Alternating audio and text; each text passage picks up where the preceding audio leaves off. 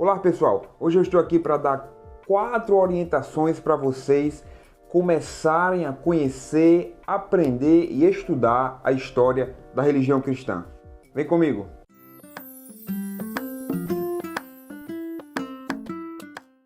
A primeira grande dica é ter consciência de que o estudo da história do cristianismo deve passar por algum envolvimento com uma pesquisa mais acadêmica.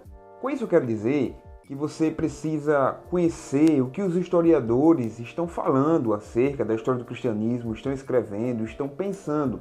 Quando você começar a pensar e olhar para as pesquisas históricas, você vai ver que existe um compromisso muito mais engajado, muito mais sério dessa produção histórica do que aquele conhecimento histórico mais comum, mais popular, mais corriqueiro. E com isso não estou querendo dizer que você não busque conhecimento na internet, mas que você se engaje, que você pense, que você dialogue também com um conhecimento mais acadêmico, com um conhecimento mais técnico, com um conhecimento mais preciso.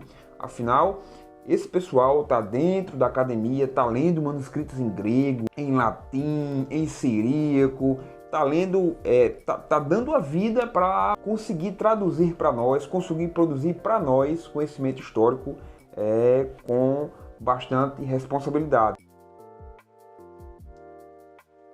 Uma coisa que você vai perceber e vai mudar a sua mentalidade quando você der o passo de começar a dialogar com a história do cristianismo de forma acadêmica é enxergar os revisionismos que a academia tem feito ao longo do tempo. Muitos conceitos populares, como por exemplo, Constantino usou o cristianismo de forma política, ou que a reforma era contra o movimento humanista, ou que a Igreja Católica, por exemplo, dominou a Idade Média, os papas eles tinham poder sobre toda a civilização ocidental. São mitos históricos que se propagaram no senso comum e que a academia definitivamente já reconfigurou, já fez uma releitura, já fez uma reavaliação. E é importante ter esse contato acadêmico porque nós vamos apurando, afinando a nossa percepção histórica e isso vai nos enriquecendo de uma forma sem precedentes.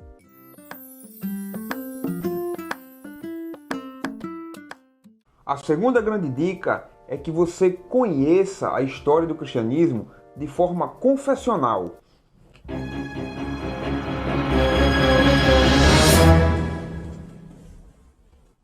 O que eu estou querendo dizer com isso?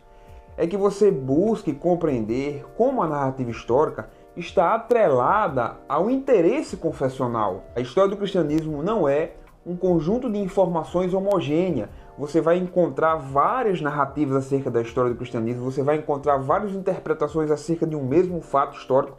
Então, busque compreender como os historiadores católicos estão lendo determinado assunto, como os historiadores protestantes estão lendo determinado assunto. Busque a amplitude dessa discussão, porque isso vai enriquecer demais a sua compreensão. E aqui eu poderia te dar 3 indicações rápidas. Se você quer fazer uma leitura da história do cristianismo de forma bem simplificada, mas que é um historiador bem conciso, academicamente bem conceituado, um trabalho assim que vale a pena ler e que é confiável, eu indico a você Uma Breve História do Cristianismo, do Carter Lindbergh. Esse texto pode ser uma leitura inicial bem bacana para te introduzir na narrativa, para só depois então você começar a ler as perspectivas confessionais. Se você fez a leitura do Carter e agora quer partir para as leituras confessionais, ou minimamente começar com as interpretações majoritárias, que são a interpretação católica e a interpretação protestante, eu indicaria, dentro da perspectiva protestante, eu estou indicando leituras iniciais, historiadores iniciais, eu indicaria o texto do historiador Justo González.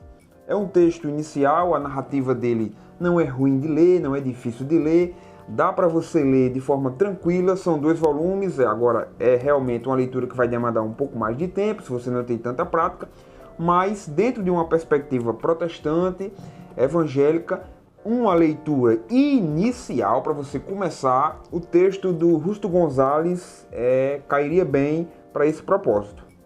Dentro da perspectiva católica, eu indicaria esse texto aqui, que é editado por uma série de historiadores, obviamente católicos, acadêmicos. É um texto muito preciso, é um texto muito honesto, é um texto muito bem dividido. Ele, apesar de em alguns aspectos demandar um pré-conhecimento de algumas afirmações, mas ainda assim ele se apresenta como um texto que pode ser usado de forma introdutória. Os capítulos não são extensivos, as argumentações não são exaustivas. Eles usam muitas fontes, é verdade, mas a linguagem e a forma como eles escrevem se mostra muito prestativa para uma leitura de alguém que não tem tanta familiaridade com o estudo do cristianismo. Então, se você quer um texto católico, uma versão católica, uma narrativa católica da história do cristianismo, esse texto aqui pode ser um pontapé inicial muito valioso para você. E aí, vai fazendo a leitura, vai olhando como as confissões tradicionais do cristianismo interpretam a história, como é que a história diverge dentro dessas narrativas, como é que ambas as narrativas utilizam a história, e vai apurando aí esse conhecimento, vai apurando aí esse entendimento.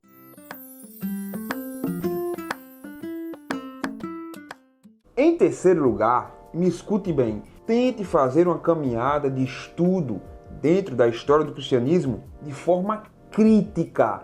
Me escute bem, de forma crítica. Ou seja, as narrativas que você tem em suas mãos, os livros que você tem em suas mãos, os historiadores que você tem em suas mãos, os critique, os questione, levante aquela sobrancelha, olhe bem, fique sempre com o pé atrás, critique, indague, questione. Isso vai enriquecer demais a sua caminhada no conhecimento da história do cristianismo.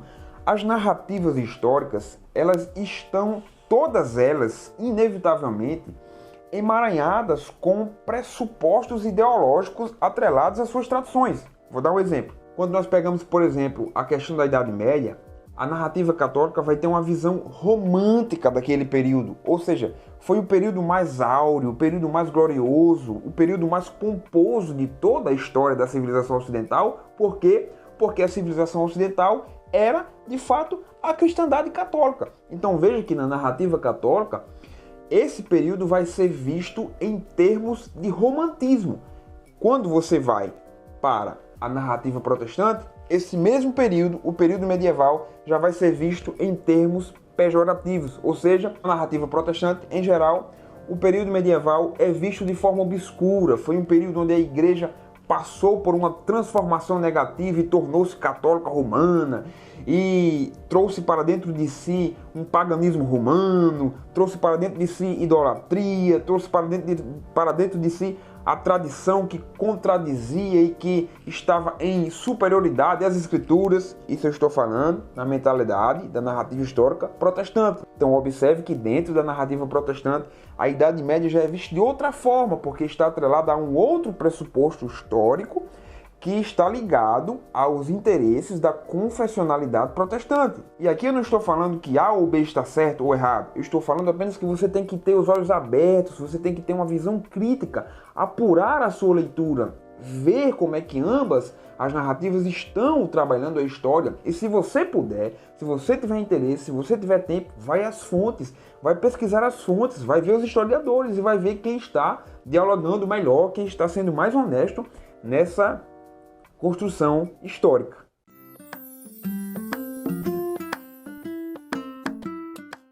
Em quarto e último lugar, a dica de ouro: conheça a história do cristianismo dentro da sua predileção.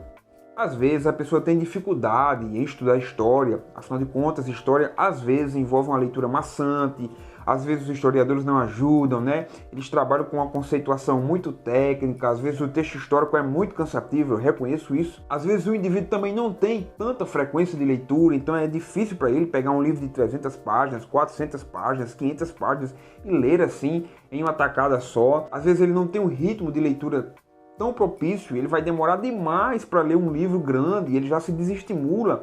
Ou então ele não consegue dialogar muito bem com alguns períodos históricos mais antigos, ele tem uma afinidade com algumas partes da história. busque os pontos de afinidade, busque os pontos de predileção. Eu gosto de história intelectual, então vai ver, tem tanta intelectualidade na história do cristianismo. Você tem Santo Agostinho, você tem Tomás de Aquino, você tem tanta gente intelectual, gente que moldou a filosofia ocidental, gente que é discutida na academia até hoje, que faz parte da história do cristianismo. Se você gosta do eixo intelectual, vai buscar esses pontos específicos e vai se familiarizando, vai pegando gosto. Eu não sou tão fã da história intelectual, mas eu gosto de poesia. Fenomenal, a história do cristianismo também tem muita poesia. Pega Agostinho, pega Confissões, Tarde te amei, ó beleza, tão antiga e tão nova. Tarde te amei, tu habitavas dentro de mim e eu te procurava fora. Cara, é uma coisa fenomenal. Se você gosta de poesia, vai buscar Santo Agostinho, vai buscar Confissões, vai buscar a imitação de Cristo. Tem tanta poesia dentro da história do cristianismo, coisa que pode te fascinar, coisa que pode abrir o teu gosto. Eu não sou tão fã de história intelectual, também não sou tão fã de poesia, mas eu gosto aí de batalha, eu gosto de uma história dramática, eu gosto de guerra, eu gosto de ação.